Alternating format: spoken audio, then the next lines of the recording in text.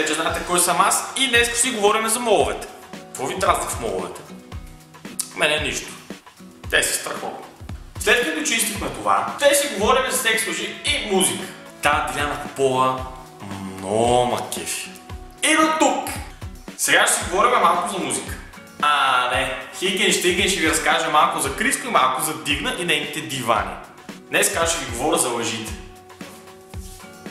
Много се кефим като някой ме лъже и си мисли, че му вярвам.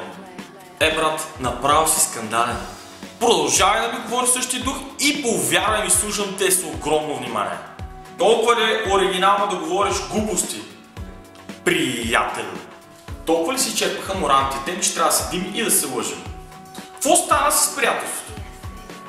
Фейсбук, мейсбук, нещо.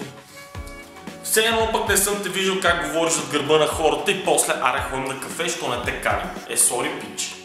Пуф паф. Кажете ми колко хора от вас имате такъв приятел, който е по-добре да не го виждате. И обичате да си казвате. Здравей, приятно ми е да ме видиш, но по-ми е приятно, че си тръгваш. Ще стане рапор от мене.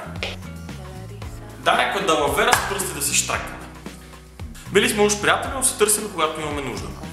И като казвам търсиме, ти търсиш мен. Дай 5, над и 3, после в джоба ми бръкни. След като съм толкова логичен, следващия път да си направим едни въпроси и едни отговори. Кажете си въпросите отдолу в коментарите и във вторник ще ви отговоря на тях.